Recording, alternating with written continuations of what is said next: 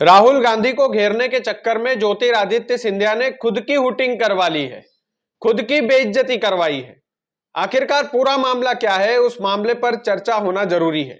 चर्चा होना इसलिए जरूरी है क्योंकि ज्योतिरादित्य सिंधिया ने राहुल गांधी की जो तुलना की है, वो तुलना की है आतंकवादियों से और नक्सलियों से।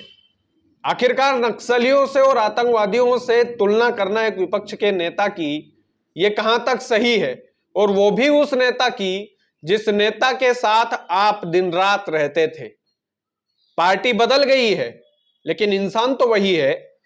आप दिन रात राजनीति सीखा करते थे ज्योतिरादित्य सिंधिया, आप दिन रात राहुल गांधी के साथ रह करके राजनीति का पाठ पढ़ा करते थे। लेकिन आज वही नेता आपके लिए नक्सली हो गया, आतंकवादी हो गया। और ज्योतिरादित्य सिंधिया ने उनकी जो तुलना की है राहुल गांधी की, वो नक्सली और आतंकवादी से क्यों की है, इस पर भी बात होना चाहिए। तो इन तमाम बिंदुओं पर हम बात करेंगे। नमस्कार स्वीकार कीजिएगा, मेरा नाम कृष्णपाल राठौर है और आप महारो मध्य प्रदेश का स्पेशल शो देख रहे हैं। दरअसल राहुल गांधी ने कांग्रेस के नए कार्यालय के उद्घाटन, इंदिरा भवन के उद्घाटन के मौके पर एक बयान दिया। उन्होंने कहा कि हमारी जो लड़ाई है वो केवल आरएसएस और भाजपा जैसे संगठनों से नहीं है, हमारी लड़ाई भारतीय राज्यों से भी है। अब राहुल गांधी ने ये हमारी लड़ाई भारतीय राज्यों से भी है ये बोला। अब इसी पॉइंट को पूरी बीजेपी उठाने में लगी है और राहुल गांधी को देशद्रोह का तमगा देने में लगी है। लेकिन क्या यह सही है? क्या राहुल गांधी ने वाकई में यह बोला था कि हमारी लड़ाई भारतीय राज्य से भी है? दरअसल उन्होंने इस संदर्भ में बोला था। यह बात पूरी समझने के लिए आप इस वीडियो को छोड़कर मत जाइएगा। राहुल गांधी ने यह बोला था कि भाजपा और आरएसएस ये दोनों देश के संसाधनों पर कब्जा कर रहे हैं, इसलिए हमारी लड़ाई जो है भारतीय राज्यों से भी है। ये आरएसएस और बीजेपी के संदर्भ में राहुल गांधी ने बोला था। लेकिन चूंकि वो आलू डालो सोना निकालो वाली जो वीडियो इन्होंने पेस्ट की थी, ठीक वही वाला हिसाब किताब इस वाले बयान में हुआ है। केवल और केवल ये वाली लाइन बीजेपी के तमाम नेताओं ने अपने ट्विटर हैंडल पर छापी और गोदी मीडिया ने भी उसे चलाया कि राहुल गांधी ने देश का अपमान किया है। क्योंकि जो अपोजिशन वाले नेता होते हैं उनका काम होता है नेताओं की कमियां गिनवाना। लेकिन ज्योतिरादित्य सिंधिया ने राहुल गांधी की जो तुलना की है वो की है नक्सलियों से, वो की है आतंकवादियों से, और एक तरीके से देशद्रोह का तमगा देने की कोशिश ज्योतिरादित्य सिंधिया ने की।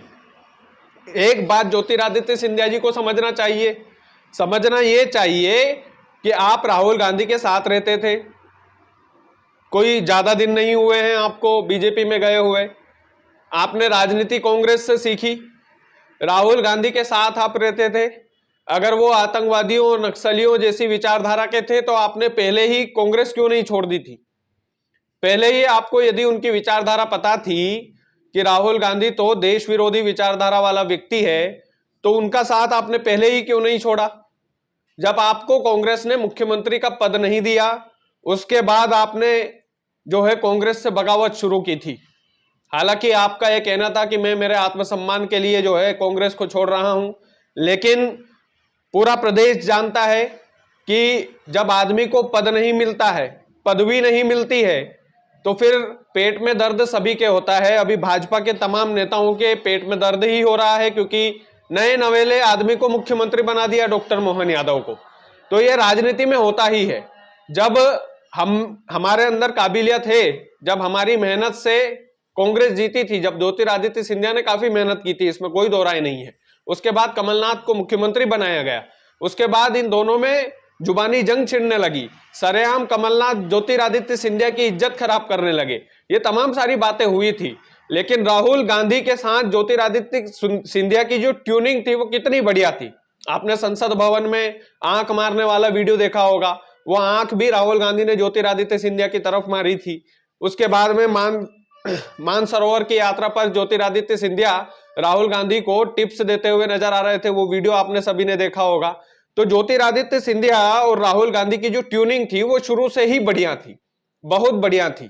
लेकिन अब विपक्ष में चूंकि ज्योतिरादित्य सिंधिया आ गए हैं तो सिंधिया राहुल गांधी की तुलना नक्सलियों से कर रहे हैं, आतंकवादियों से कर रहे हैं, और शायद ज्योतिरादित्य सिंधिया इस बात को भूल रहे हैं कि वो विपक्ष के नेता हैं, नेता प्रतिपक्ष हैं, और नेता प्रतिपक्ष देश का दूसरा सबसे बड़ा संविधान वाला पद होता है। और उस व्यक्ति को आप आतंकवादी से तुलना कर रहे हैं, नक्सलियों से तुलना कर रहे हैं, तो विदेश में जो लोग होंगे वो भारतीय राजनीति को क्या कहेंगे कि यार ये सब चीजें ठीक है, राजनीति के लिए आप अपनी रोटियां सेकिए, राजनीति में आप पलटवार कीजिए, राजनीति में आरोप प्रत्यारोप आप लगाइए, लेकिन अपने ही देश के नेता को आप आतंकवादी बोल रहे हैं। अपने ही देश की दूसरी सबसे बड़ी पार्टी, अभी अभी भाजपा बनी है, लेकिन सबसे बड़ी पार्टी, सबसे पुरानी पार्टी कांग्रेस है। आप उस कांग्रेस के नेता को, आप नेता विपक्ष को, नेता प्रतिपक्ष को आप आतंकवादी और नक्सली से उपाधि दे रहे हैं, तो ये कहां तक ठीक है? और ये ठीक इसलिए भी नहीं लगता है क्योंकि आप देश के अंदर ये बयानबाजी कर रहे हैं, लेकिन आप सोचिए आपके बोले हुए ये शब्द विदेशी मीडिया में छप जाए तो देश की क्या छवि होगी, पहली चीज ये। दूसरी चीज ये कि आप खुद उस नेता के साथ इतने दिन तक रहे, इतने दिन गुजारे उस पार्टी में, क्या आपको ये शोभा देता है कि आप राहुल गांधी की तुलना या कांग्रेस के किसी भी नेता की तुलना आप आतंकवादियों नक्सलियों से कर दे? आप बुराई कर सकते हैं, लेकिन देशद्रोही, आतंकवादी, नक्सली, इनसे तुलना यदि आप करेंगे तो कहीं ना कहीं आपकी ही हुटिंग आप करवा रहे हैं कि आप खुद भी उस पार्टी में रहकर आए, आप खुद भी उस नेता के साथ रहकर आए, और आपने खुद ने जो है उस नेता के साथ कई दिन बिताए, तो क्या आप इतने दिनों से देशद्रोही और नक्सलियों के समर्थन वाले नेताओं के साथ रह रहे थे? सवाल तो आपके ऊपर भी उठेगा, और सवाल जायज भी है। तो ये राजनीति जो है ये इसी तरीके की रहती है।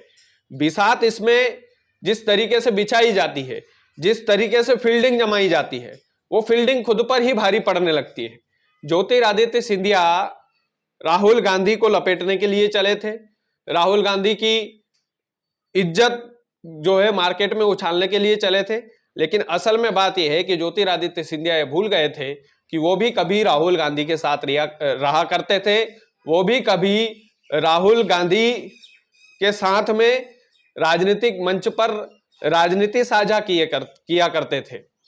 तो ये जो देशद्रोही, ये जो नक्सली, ये जो आतंकवादियों जैसी हरकतें राहुल गांधी कर रहे हैं, या जो भी बयानबाजी राजनीति में होती है, क्या इतनी बड़ी उपाधि किसी भी नेता को, या भले ही वो राहुल गांधी अगर सिंधिया के लिए ये चीज बोलते तो वो भी गलत होता। तो कहीं ना कहीं ये चीजें गलत है, ये बातें गलत है, क्योंकि इस तरह की बयानबाजी जो है खुद पर तो भारी पड़ती ही है, विदेशों में अखबारों की हेडलाइन में देश का सर भी कहीं ना कहीं झुकाती है। बाकी आप वीडियो को ज्यादा से ज्यादा शेयर कीजिएगा, चैनल यदि आपने सब्सक्राइब नहीं किया है तो प्लीज कर लीजिएगा। बहुत बहुत धन्यवाद।